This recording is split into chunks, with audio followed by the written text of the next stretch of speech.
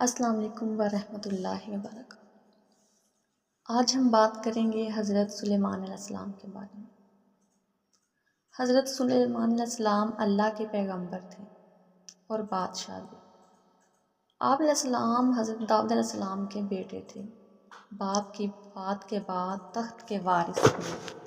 آپ علیہ السلام کے پاس ایک انگوٹھی تھی جس میں اللہ نے ایک خاص خوبی رکھی تھی۔ اس معجزاتی انگوٹھی کی بدولت آپ علیہ السلام کو بادشاہی ملی۔ ایک مرتبہ ایسا ہوا کہ جس انگوٹھی کی بدولت آپ علیہ السلام جن و انس حیوانات پر حکومت کرتے تھے وہ گم ہو گئی تھی۔ اس کا گم ہونا تھا کہ آپ تخت سے محروم ہو گئے، جس کی وجہ سے ہاتھ سے سلطنت نکل گئی۔ یہ انگوٹھی شیطان کے ہاتھ لگ گئی۔ کچھ عرصے بعد شیطان کے ہاتھ سے دریا میں گر گئی۔ انگوٹھی مچھلی کا نوالا بن کر ایک مرتبہ مچھیروں نے مچھلی پکڑنے کے لیے دریا میں جال ڈالا تو یہ مچھلی بھی جال میں آ گئی۔ مچھیرے بازار لے گئے اور بیچ دیا۔ حضرت سلیمان علیہ السلام کے خادموں نے مچھلی خریدی۔ اتفاق کی بات ہے یہی مچھلی خادموں کے ہاتھ لگ گئی۔ مچھلی محل میں لائی گئی۔ مچھلی کو صاف کرنے کے لیے جب پیٹ چاک کیا گیا تو اس میں گمشدہ انگوٹھی مل گئی۔ حضرت سلیمان علیہ السلام کی قسمت جاگ اٹھی۔ آپ علیہ السلام دوبارہ سلطنت کے وارث بن گئے۔ بتایا جاتا ہے کہ یہ انگوٹھی پر کچھ لکھا تھا۔ جنات بھی آپ علیہ السلام کے تابع تھے۔ آپ علیہ السلام نے اپنے بیشتر کام جنوں سے بھی لیا کرتے تھے۔ حضرت سلیمان علیہ السلام میں ایسی حیرت انگیز خوبیاں تھیں جو کسی بادشاہ میں نہیں تھیں اور نہ قیامت تک کسی کو نصیب ہوں گی۔ ایک مرتبہ حضرت سلیمان علیہ السلام نے اللہ سے دعا مانگی کہ میرے بعد آنے والوں کو ایسی حکومت نصیب نہ ہو۔ آپ علیہ السلام کی دعا قبول ہوئی۔ آپ علیہ السلام انسانوں، جنوں، حیوانوں اور ہوا پر حکومت کرنے لگے۔ حضرت سلیمان علیہ السلام نے اپنے باپ حضرت داؤد علیہ السلام کی خواہش کے مطابق فلسطین میں ایک عبادت خانہ تعمیر کیا۔ اگرچہ تعمیر کرنے کا ارادہ حضرت داؤد علیہ السلام نے اپنی زندگی میں کیا تھا، لیکن زندگی میں ان کی یہ خواہش پوری نہیں ہوئی۔ تاہم انہوں نے اپنی خواہش کے مطابق عبادت خانہ کی جگہ منتخب کر دی تھی۔ حضرت داؤد علیہ السلام کے بعد حضرت سلیمان علیہ السلام نے اپنے دور حکومت میں عبادت خانہ تعمیر کروایا۔ اس لیے اس عبادت خانے کا نام ہیکل سلیمانی پڑا۔ تعمیر کا کام 7 سال تک جاری رہا۔ روایت کے مطابق بہت بھاری تعداد میں لوگوں نے تعمیر کے کام میں حصہ لیا۔ بعض روایت کے مطابق 2 لاکھ مزدوروں نے کام کیا۔ اسرائیلی روایت میں حیرت انگیز بات یہ پائی جاتی ہے کہ یہ تعمیر کے دوران جنوں نے بھی حصہ لیا۔ وہ دور دراز مقامات سے پتھر اٹھا کر لاتے اور دیواریں چنتے۔ تاریخ سے یہ بات معلوم ہوتی ہے کہ اس عبادت خانہ کی لمبائی 90 فٹ، چوڑائی 30 فٹ اور اونچائی 45 فٹ تھی۔ اس کے اندر ایک ایسا مخصوص جگہ بنائی گئی جہاں تابوت سکینہ رکھا گیا۔ یہ ایک صندوق تھا اور یہ بہت متبرک مانا جاتا تھا۔ اس میں یہودیوں کے تبرکات رکھے گئے تھے۔ قرآن کریم میں اس کے کچھ ارشادات بھی ملتے ہیں۔ وہ یہ کہ جب اسرائیلیوں کے ہاتھ سے یہ تبرک نکل گیا تو فرشتے اس کی حفاظت پر مامور تھے۔ اس میں آل موسیٰ اور آل ہارون علیہ السلام کی نشانیاں تھیں، اس لیے ان کے نزدیک یہ صندوق بہت متبرک مانا جاتا تھا۔ روایت ہے کہ اس میں عصائے موسیٰ بھی اس صندوق میں رکھا گیا۔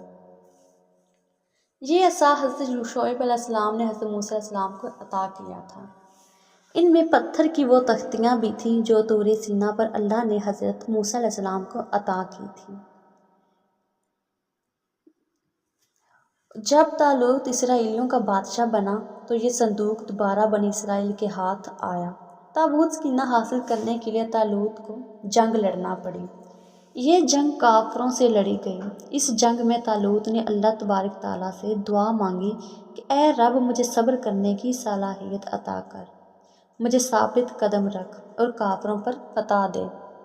تاریخ سے یہ بات ثابت ہے کہ فلسطین پر ہر زمانے میں حملے ہوتے۔ کبھی بابل نے تباہی مچا دی، کبھی رومیوں نے حملہ کیا۔ عراق کا قدیم نام بابل تھا۔ جس نے بھی حملہ کیا۔ حضرت سلیمان علیہ السلام کا تعمیر کا کام ہوا، عبادت خانہ ہیکل سلیمانی کو بھی نشانہ بناتا رہا۔ ایک مرتبہ بابل کا بادشاہ بخت نصر نے فلسطین پر حملہ کیا اور ہیکل سلیمانی کو تاخت تاراج کیا اور اسرائیلیوں کا قتل عام کیا۔ بخت نصر فلسطین سے 10 لاکھ یہودیوں کو کھدیڑ کر عراق لے گیا اور وہاں غلام بنایا۔ بخت نصر کے عہد کے بعد پھر یہ قوم فلسطین میں آ کر آباد ہو گئی۔ رومی بھی اکثر فلسطین پر حملہ کرتے رہے۔ ہیکل سلیمانی کے جو بھی نشانات تھے حملوں کی ضد میں آ کر مٹتے رہے۔ آخر میں روم کے ایک بادشاہ نے ہیکل سلیمانی کو آگ لگا کر بالکل تباہ کر دیا، حتیٰ کہ اس کے وجود کی دھندلی نشانی بھی نیست و نابود کر دی۔ یہودیوں کا دعویٰ ہے کہ ہیکل سلیمانی کی زمین پر مسجد اقصیٰ تعمیر کی گئی، اس لیے یہ یہودیوں کی ملکیت ہے۔ آج بھی یہ تنازع ایک مسئلہ بنا ہوا ہے، جس کی وجہ سے بیت المقدس کی سرزمین پر آج تک جنگ جاری ہے۔ اسرائیلی مسجد اقصیٰ کو شہید کرنے کی کوشش میں لگے۔ حضرت سلیمان علیہ السلام پر یقین کامل رکھتے تھے اور ہر معاملہ اللہ پر بھروسہ کرتے تھے۔ آپ علیہ السلام ہمیشہ اللہ کا کرشمہ اور اس کی کارسازی دیکھنے کی خواہش رکھتے تھے۔ ایک مرتبہ کا ذکر ہے کہ حضرت داؤد علیہ السلام کے دور حکومت میں ایک بڑھیا کے ہاں 2 مسافر آئے اور کہنے لگے کہ ہمیں بھوک لگی ہے، اگر تمہارے پاس کھانا ہے تو دے دو تاکہ ہم کھا کر اپنی بھوک مٹائیں، ہم کھانے کا معاوضہ ادا کریں گے۔ بڑھیا بڑی غریب تھی، وہ بولی میرے پاس تھوڑی سی گندم ہے، میں پسوا کر لاتی ہوں، تم کچھ دیر انتظار کرو۔ کچھ دیر بعد بڑھیا جب آٹا لا رہی تھی تو راستے میں زوردار ہوا چلنی شروع ہوئی، آٹا ہوا لے اڑی، بڑھیا کے ہاتھ خالی ہو گئے۔ بڑھیا نے رونا شروع کیا۔ اتفاق کی بات ہے کہ راستے میں حضرت سلیمان علیہ السلام مل گئے۔ آپ علیہ السلام اس زمانے میں کم سن تھے۔ آپ نے رونے کا سبب دریافت فرمایا تو وہ بولی کہ میں گندم پسوا کر آٹا لا رہی تھی کہ اچانک ہوا چلی، آٹا اڑ گیا۔ آپ علیہ السلام نے فرمایا اس میں رونے کی کیا بات ہے، میرا باپ بادشاہ ہے، جا اس سے فریاد کر۔ بڑھیا حضرت داؤد علیہ السلام کے پاس فریاد لے کر گئی۔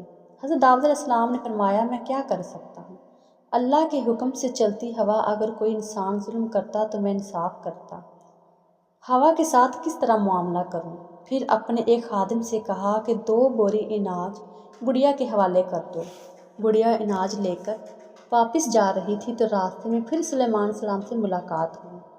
آپ علیہ السلام نے بڑھیا سے دریافت کیا، اس نے بتایا کہ بادشاہ نے 2 بوری اناج دیا ہے، وہ میں لے جا رہی ہوں۔ حضرت سلیمان علیہ السلام نے اس سے کہا کہ بادشاہ کے پاس دوبارہ واپس جا اور گزارش کر کہ مجھے وہی آٹا چاہیے جو ہوا اڑا کر لے گئی۔ بڑھیا نے حضرت سلیمان علیہ السلام کے کہنے پر عمل کیا، بادشاہ کے پاس گئی اور وہی بات کہی جو سلیمان نے بتائی۔ بادشاہ بڑھیا کی بات سن کر پریشان ہو گیا اور سوچنے لگا کہ میں ہوا سے بات کس طرح کروں۔ پھر بادشاہ نے بڑھیا سے دریافت فرمایا کہ کس کے کہنے پر آئی ہوں۔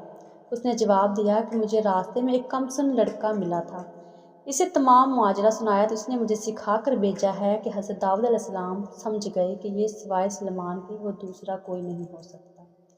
آپ علیہ السلام نے سلیمان کو دربار میں بلا کر دریافت فرمایا کہ میں کس طرح ہوا سے آٹا لے کر دوں، یہ بات تو میرے لیے ناممکن ہے۔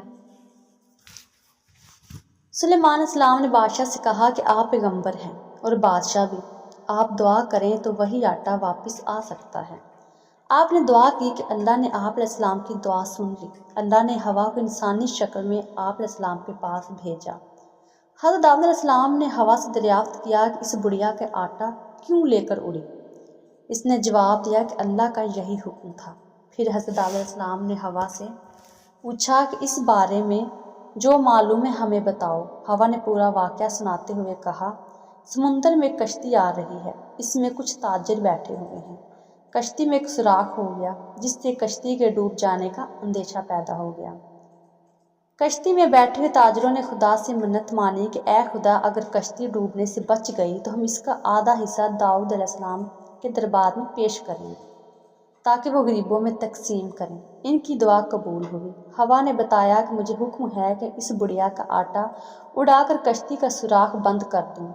میں نے ایسا ہی کیا۔ یہ گفتگو جاری تھی کہ اسی دوران وہ تاجر بھی نفع کا مال لے کر دربار میں حاضر ہوئے اور آدھا مال غریبوں میں تقسیم کرنے کے لیے پیش کر دیا۔ حضرت داؤد علیہ السلام نے مال کے 2 حصے کیے، ایک حصہ بڑھیا کو دیا اور سلیمان کو شاباشی دی، کیونکہ ان کی کوشش سے خدا کی مسلط کا راز معلوم ہوا۔ ملک سبا ایک ملک کا نام تھا۔ شاید قدیم زمانے میں سبا یمن کا نام ہوا کرتا تھا۔ ملک سبا میں ایک عورت حکومت کرتی تھی۔ کہا جاتا ہے کہ ایک مرتبہ حضرت سلیمان علیہ السلام کا دربار لگا ہوا تھا۔ اس دربار میں ہر قسم کے چرند پرند موجود تھے، لیکن ان جانوروں کے درمیان ہدہد موجود نہیں تھا۔ حضرت سلیمان علیہ السلام کو ہدہد کے حاضر نہ ہونے پر کچھ پریشانی ہوئی۔ وہ چاروں طرف نظر دوڑا رہے تھے اور ہدہد کو تلاش کر رہے تھے۔ اچانک ہدہد حاضر ہو گیا۔ حضرت سلیمان علیہ السلام نے دیر تک غیر حاضر رہنے کی وجہ دریافت کی۔ اس نے بتایا کہ ملک سبا میں ایک عورت حکومت کرتی ہے۔ وہ اللہ کے دین پر یقین نہیں رکھتی۔ وہ آتش پرست ہے۔ اس کے پاس کثیر فوج ہے۔ وہ عالی شان محل میں رہتی ہے۔ خدمت کے لیے بے شمار غلام ہر وقت حاضر رہتے ہیں۔ حضرت سلیمان علیہ السلام نے ہدہد کی باتیں سنی اور کہا کہ میں یہ جاننا چاہتا ہوں کہ جو کچھ تم کہہ رہے ہو سچ ہے یا جھوٹ۔ چنانچہ آپ علیہ السلام نے ملک سبا کے نام ایک رکا لکھا۔ آپ علیہ السلام نے سب سے پہلے بسم اللہ لکھا اور یوں تحریر کیا، یہ خط سلیمان کی طرف سے ہے۔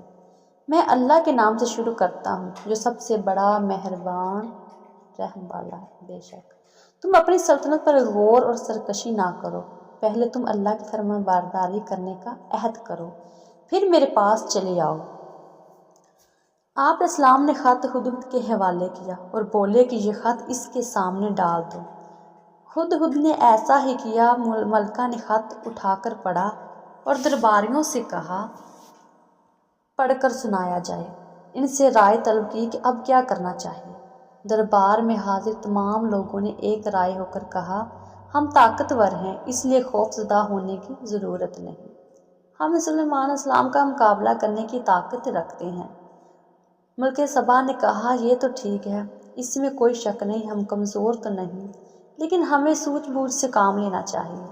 ان سے دوستی کا ہاتھ بڑھانے کے لیے میں تحفے طوائف بھیجنا چاہتی ہوں۔ اگر انہوں نے ہمارا تحفہ قبول نہ کیا تو میں سمجھوں گی کہ وہ پیغمبر ہیں۔ پیغمبروں کو مال و دولت کی ہوس نہیں ہوتی۔ اگر انہیں تحفہ قبول کیا تو میں سمجھوں گی کہ وہ صرف بادشاہ ہے۔ بادشاہوں کو ملک گیری کی ضرورت اور ہوس ہوتی ہے۔ میں اس بات سے خوفزدہ ہوں کہ بادشاہ جس ملک میں داخل ہوتے ہیں وہاں تباہی مچا دیتے ہیں، ہر چیز کو تباہ برباد کر دیتے ہیں۔ ملکہ نے یہی سوچ کر تحفے طوائف بھیجے۔ تحفوں کا سامان لے کر خادم حضرت سلیمان علیہ السلام کی خدمت میں حاضر ہوئے تو آپ علیہ السلام نے فرمایا کہ میرا مقصد یہ نہیں جو ملکہ نے سمجھا ہے۔ میرے پاس دولت بے شمار ہے۔ خدا نے مجھے بہت کچھ دے رکھا ہے۔ میں چاہتا ہوں کہ ملکہ میرے حکم کی تعمیل کرتے ہوئے میرے پاس چلی آئے۔ اگر اس نے میرے پاس آنے سے انکار کیا تو میں لشکر لے کر پہنچ جاؤں گا۔ ملکہ کو رسوائی اٹھانی پڑے گی۔ خادم نے حضرت سلیمان علیہ السلام کا پیغام ملکہ تک پہنچا دیا۔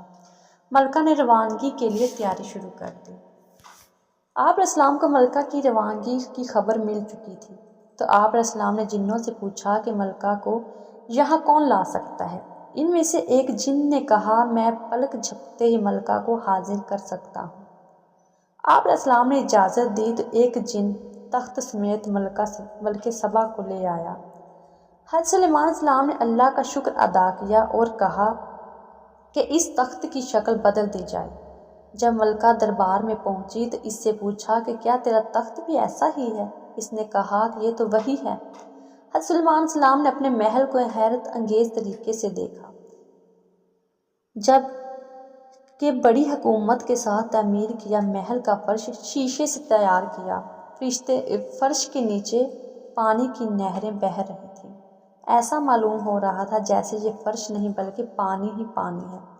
جب ملکہ سبا محل کے فرش پر پاؤں رکھنے ہی والی تھی کہ پیچھے ہٹ گئی اور اپنے پاؤں اوپر چڑھا لی۔ ایک خادم نے ملکہ کی حیرت حرکت دیکھ کر کہا کہ یہ پانی نظر آ رہا ہے، لیکن پانی نہیں ہے بلکہ فرش ہے، پائچے اٹھانے کی ضرورت نہیں۔